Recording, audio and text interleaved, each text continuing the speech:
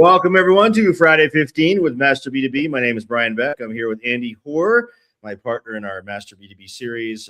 Andy, welcome to 2026. We're kicking it off with a great topic. Welcome to Friday 15, Andy. Yeah, and new music. Well, new music to boot. Yeah, we're gonna keep it fun and exciting this year. We're gonna do a lot this year of integrating people from our community into our Friday 15 sessions. We're really excited about that, and we've got a great session today. But of course, before we get to that, we need to go to our breaking news. Love saying it that way. Andy, did you see this? This is absolutely hilarious. This guy set up, and a little scary. This fellow set up an AI misinformation experiment. He built a company, right? So a luxury paperweights company. It's a fake product. $8,000 luxury paperweights. He wanted to see how LLMs, this is all related to AEO, agentic engine optimization, or optimizing for showing up in the search results or the results of queries posed to ChatGPT and other ones. And he set up this company which would basically, supposedly sell these luxury paperweights, and he fooled the LLMs. In other words, he created this whole fake thing, and the LLMs picked up on it, and they thought it was real. And he did a whole bunch of things like posting in Reddit and Medium and a bunch of other places. He put up a website. He put up a FAQ. And it's fascinating is because in AI search, what he found is the most detailed story wins, even if it's fake. AI productivity tools are being used as answer engines in a world where anyone can spin up a credible looking story in an hour. It's PR, but for machines that can't tell who's lying. I mean, he was showing up as a legitimate. He had Elon Musk and other influencers, fake, commenting on these paperweight products. This is fascinating and scary because the whole thing was fake. But the LLMs thought it was real over time. The more content he added. Would you any reactions? It's fascinating. Well, it just shows you there's no real guardrails around any of this right now, which in the creative stages, people say that's fantastic. We don't want to curtail anything. That's all wonderful, except that when reality sets in and people set up fake sites, and then it just promulgates the fakeness and the falsehoods all around the world. And then certainly people turn around and go, wait a minute, we can't tolerate this. But then you start looking at what the solution to it is, and then the the cure sounds worse than the disease. Like, well, let's have an independent body that would verify this stuff. It's like, well, who's going to run that?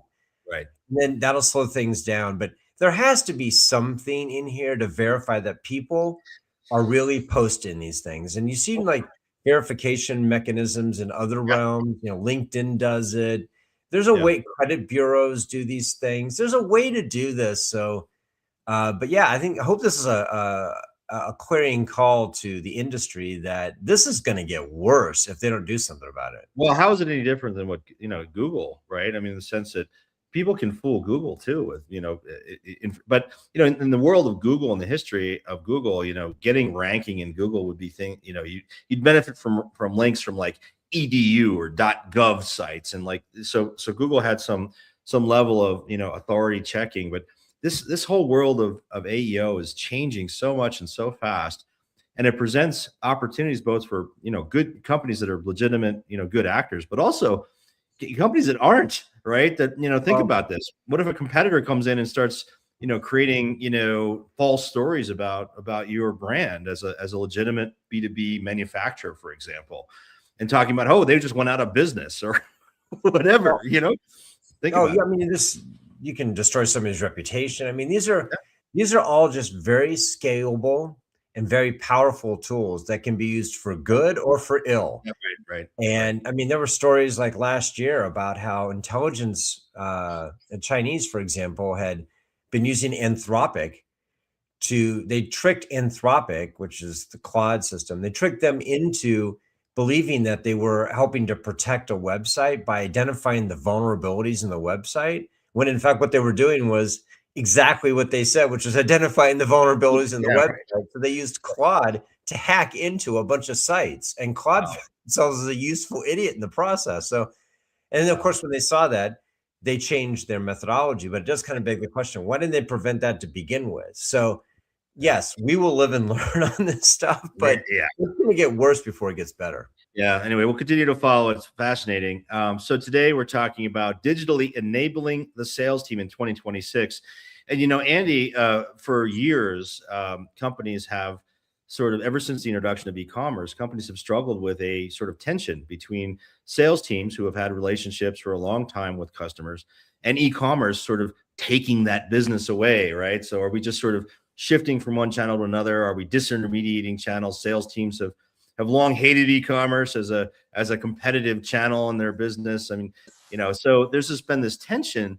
And what the fact of the matter is, though, it's not the reality of how B2B buyers, actually customers, want to interact. In fact, Gartner came out with a study that showed that all the way through the purchase journey, from problem identification all the way through buying, and even referral afterwards, they're using both channels. B2B customers are, and particularly now that millennials are the bulk of buyers, they're using both channels, digital and physical, in the buying journey almost equally, right? Well, So you're seeing what's both. interesting Yep. about this is back in the day, because I was there when this was taking place, the group that was having a problem with this was the sales team.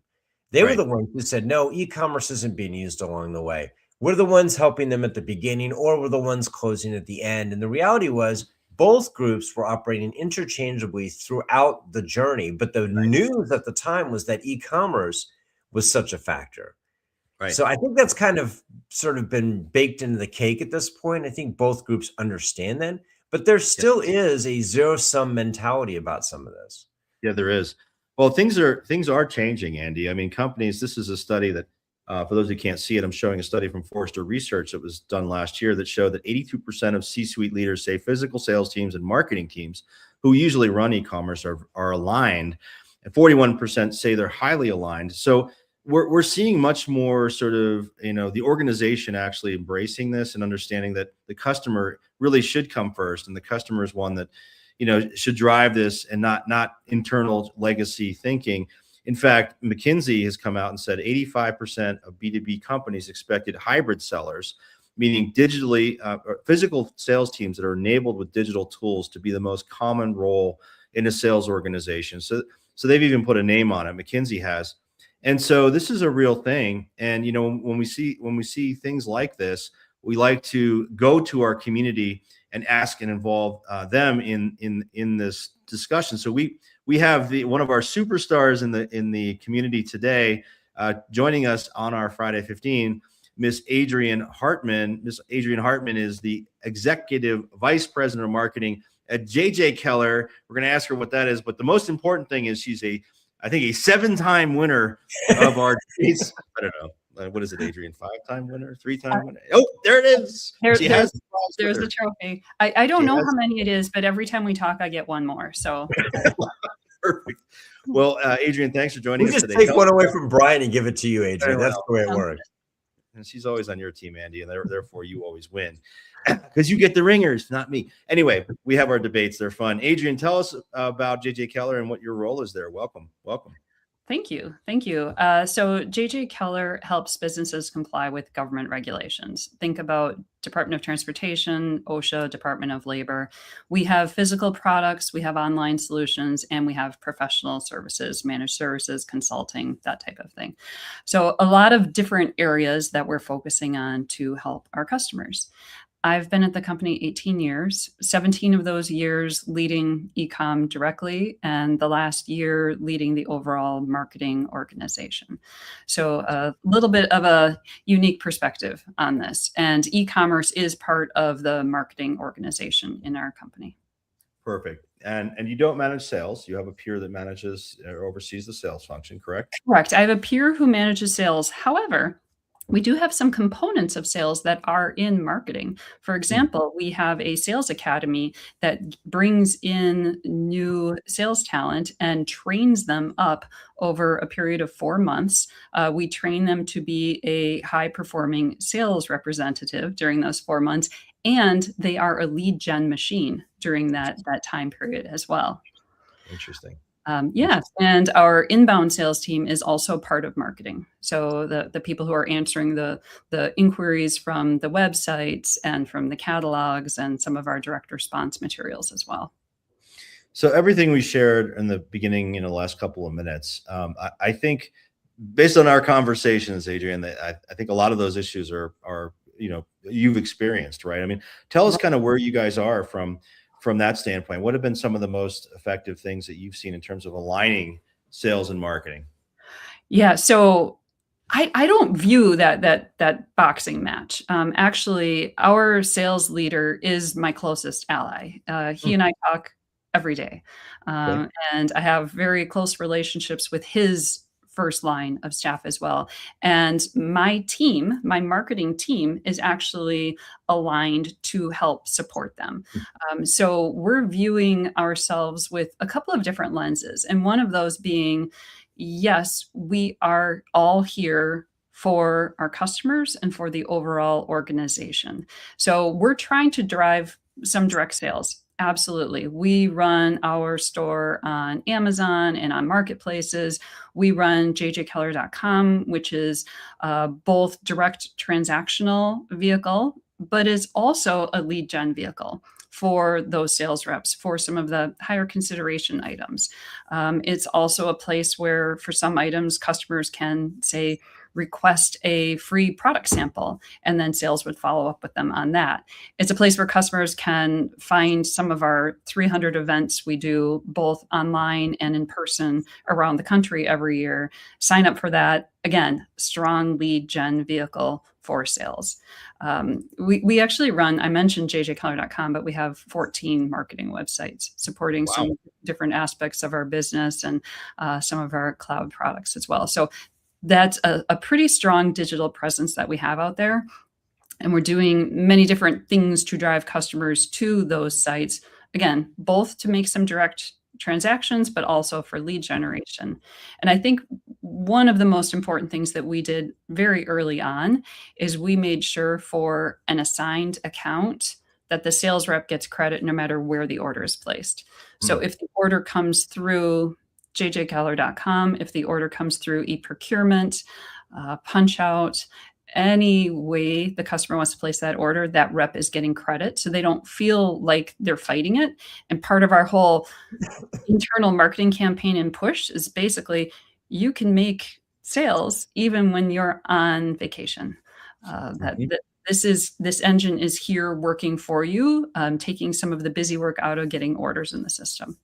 So I have a question for you. All right, go ahead. I was just going to say, comment on something you said, Adrian. You said 300 events. So you're doing, what are these webinars? What are they? There are a lot of webinars, but we also have in-person events that we host all around the country for professionals in our industry. We had, I actually attended one in Atlanta in December. We had 90 transportation professionals in the room. Wow.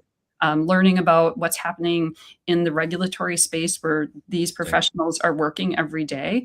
And then we're also exposing them to some of our products and services. And then sales is in attendance at those meetings as well, a number of salespeople. We have over 600 sales reps. Wow. So we really actually have to limit how many of them are at each of these events. But the speaking at the event is done both by sales and by one of our regulatory experts. And digitally, you're driving the leads to those events, right? To the traffic, the attendance. Cool. Go ahead, Andy. Absolutely.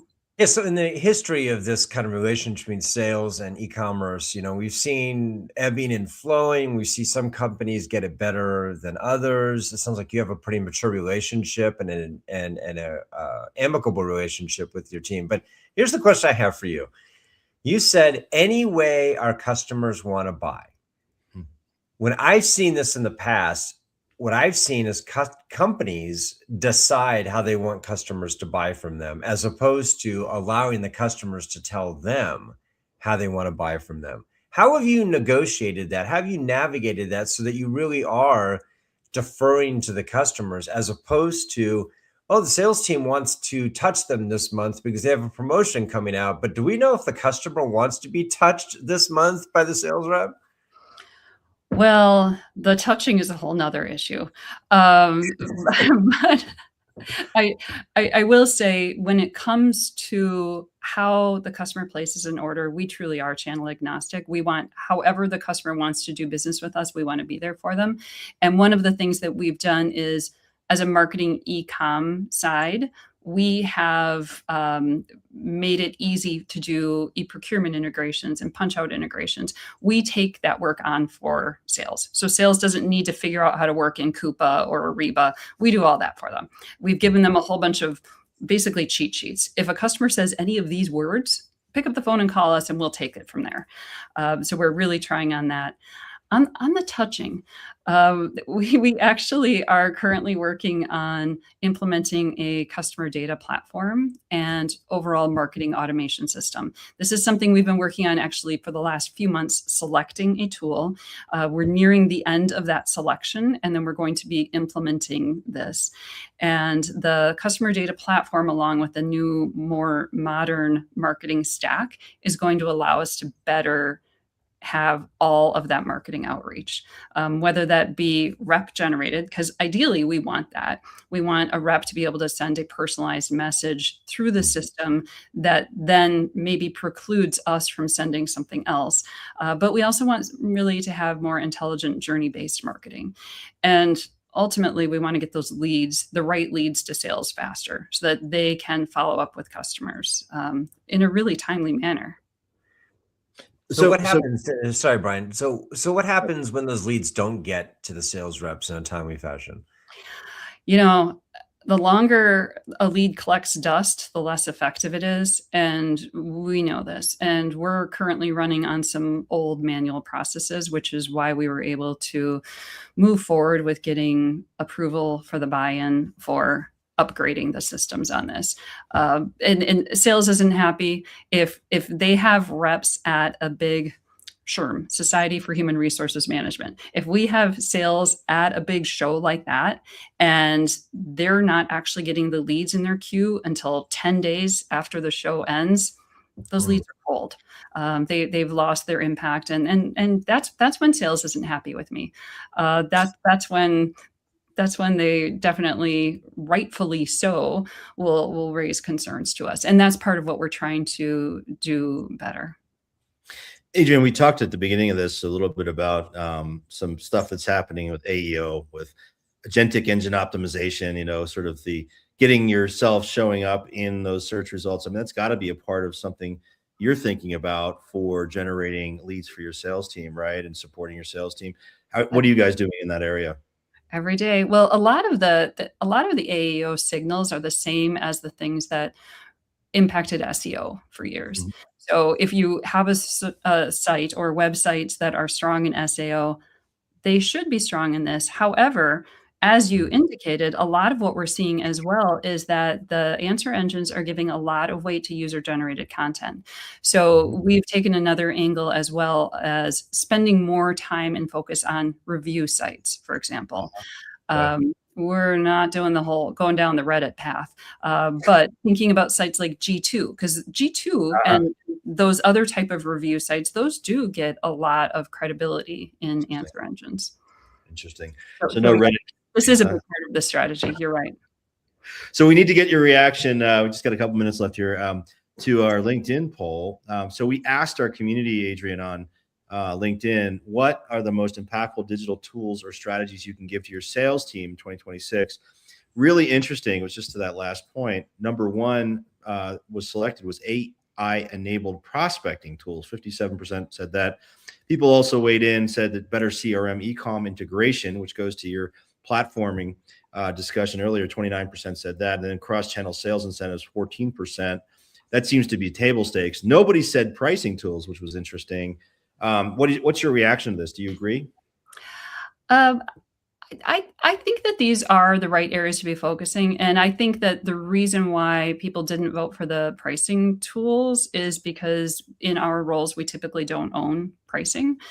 I do think that a big area for us to be focusing on, and something that I am looking at as well, is really that buying signal tracking. So being able to let sales know that a hot prospect was viewing this content online and letting them know that quickly so that they can follow up. We have so many clues as people leave their digital dust around, and for us to be able to collect all of that and be more informed in what we let sales know so that they can act on it in a timely way. That and that all ties into AI, because you sure can't do that manually with spreadsheets. Right. That's what I think the big winner is. Well, and it ties into the CDP you're deploying and that CRM e-com integration, all that. But now, well, Adrienne Hartman, thank you very much for joining us today. As always, your amazing insights. I learned so much when we talk with you. So thanks for being part of our Friday 15 this week. Thanks, and we'll see you guys soon. You will. See you, Adrienne. All right, Andy, we got a couple quick announcements here, and then we got to move on to our next Friday 15. But first off, folks, we want to remind you that the Master B2B Nexus program continues to grow. And as we get into this new year, it's your personal digital lifeline. This is a expert advice on demand from very senior level, a very experienced expert advisors as well as peers. We connect you with others to get you answers to your questions quickly. You can go to our website and look for the word Nexus, and you will find out more information. Also, Andy, our summit is coming up in just a couple of months. 2 months. University of Chicago. Yeah, 2 months. Our 4th annual summit. We're going to be doing a couple of days, March 10th and 11th. Lots of roundtables. We're almost full. So if you want to join us, folks, go to our website, look for the word summit, and submit your information to become a part of our event. It's going to be a great one at the University of Chicago, March 11th, 10th and 11th. And finally, I want to remind everyone that our Friday 15 is available via a podcast service, Spotify, Apple, etc., and on our website, YouTube. Take a look and please give us a review if you would, only if good. Anyway, thanks everyone for joining. Any final words before we part for another Friday 15? Yeah, I like what Adrienne said. It gets kind of lost in the shuffle at times. Technology can help source information, but can also accelerate the delivery of information. And that second part is really critical because, as you pointed out, marketing can generate all these leads. But if those leads sit there and acquire dust, they're worthless. And Right. so using systems and AI to alert people that things are happening in real time, I think the research is very clear on this. The first company to respond to a request for proposal wins the business inordinately high percentages of the time. It's like 67%, 70%. So there's a lot to be said there around using tools to accelerate connection. Yeah, absolutely. That's a good point. Well, it's a good way to end our Friday 15 this week, folks. We will see you on our next Friday 15 next Friday. Hopefully you learned a lot today. Thanks again to Adrienne Hartman. Take care.